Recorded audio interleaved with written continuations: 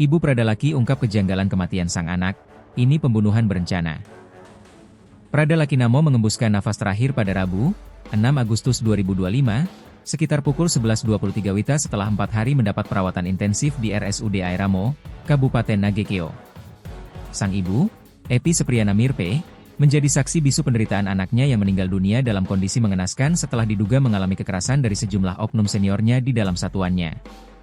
Sebelum menghembuskan napas terakhir, Pradalaki sempat menelepon ibunya dari RSUD Airamo dalam kondisi sakit parah.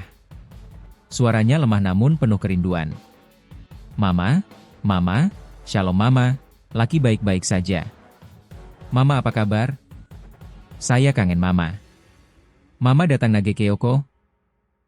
Mama bulan depan nanti datang sini pakai pesawat, nanti Laki booking tiket pesawat, kata Laki dalam percakapan terakhirnya via telepon.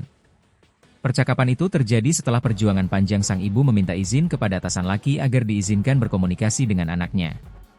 Ibunda Pradalaki menyampaikan hal ini saat diwawancarai pos-kupang.com, Jumat, 8 Agustus 2025. Sebelumnya, Epi Sepriana mengaku tidak mendapat informasi apapun soal kondisi anaknya yang sudah sakit dan dirawat di rumah sakit. Saya wadansi intelnya, hanya dibaca. Sampai saya mohon-mohon, saya bilang, tolong kasih tahu kabar anak saya. Saya pikirannya sudah kacau, ungkapnya sambil menangis. Dalam keterangannya, Epi menyebut bahwa kondisi Laki sudah terlihat memburuk sejak berada di kediaman ibu angkatnya, Ibu Iren. Tubuh Laki penuh luka dan lebam. Lewat sambungan video call, Laki sempat mengungkapkan bahwa dirinya dipukul dan dicambuk oleh sejumlah oknum di satuannya. Dia bilang, "Mama saya dipukul, dicambuk sama Pamat Samada Sintel." Dia bilang begitu. Dia bilang, "Mama tolong, Mama." Saya suruh dia berobat dulu, tapi tak lama kemudian mereka telepon lagi, bilang Laki harus kembali ke batalion, jelas Epi. Setelah kembali ke batalion, kondisi Laki diduga semakin memburuk.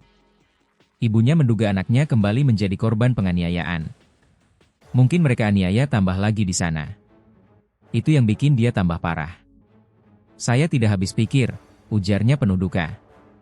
Epi menyebut pihak batalion sempat mengaburkan informasi soal kondisi anaknya. Saat dia meminta penjelasan, seorang perwira intelijen menyatakan Laki dalam keadaan baik-baik saja. Pasi intelnya bilang anak saya baik-baik saja, padahal kenyataannya dia sudah koma di ICU. Mereka video call, tapi cuma kasih lihat wajah pasi intel saja. Dia bilang Laki lagi istirahat, padahal Laki sudah koma, ujar Epi penuh emosi. Karena tidak percaya dengan informasi tersebut, Epi langsung memesan tiket pesawat dan terbang ke Nagekeo pada Selasa, 5 Agustus 2025. Saat tiba di RSUD Airamo, ia langsung menuju ruang ICU dan mendapati anaknya dalam keadaan tidak sadarkan diri. Saya bisik di telinganya, saya bilang, "Laki, Mama datang, Nak. Mama jaga Laki di sini." Dia langsung berontak saat dengar suara saya, ucap Epi dengan suara lirih. Dokter yang menangani Laki mengungkapkan sang prajurit mengalami gagal ginjal, paru-paru penuh cairan, serta memar di seluruh tubuh. Saya lihat semua dengan mata kepala sendiri. Bukti semua ada di saya. Foto, video, sudah saya kirim ke Intel, ke Denpom, kata Epi. Ia juga menyebut bahwa bukan hanya 4 orang yang diduga sebagai pelaku, melainkan hingga 20 orang, termasuk oknum Bamak dan Dansi Intel. Nama Andre Manoklori disebut sebagai salah satu dari pelaku yang diduga memukul Laki menggunakan selang. Kini, sang ibu menuntut agar semua pihak yang terlibat diusut tuntas dan dijatuhi sanksi tegas. Ia meminta Danrem Wirasakti Kupang hingga Panglima TNI turun tangan mengusut kasus kematian anaknya. Saya tidak mau ada Pradalaki lainnya. Kalau dia gugur di medan perang, saya bisa terima. Tapi ini dia mati di tangan teman-temannya sendiri. Saya tidak menyebut institusi, saya sebut oknum biadab. Epi Sepriana juga berharap keadilan ditegakkan, pelaku dipecat, dan kasus ini menjadi titik balik reformasi disiplin di tubuh TNI. Cukup anak saya, cukup penderitaan saya sebagai seorang ibu. Jangan sampai ibu-ibu lain merasakan apa yang saya rasakan hari ini, tutupnya dengan air mata. Kasus ini masih dalam proses penyelidikan oleh Subdenpom ND.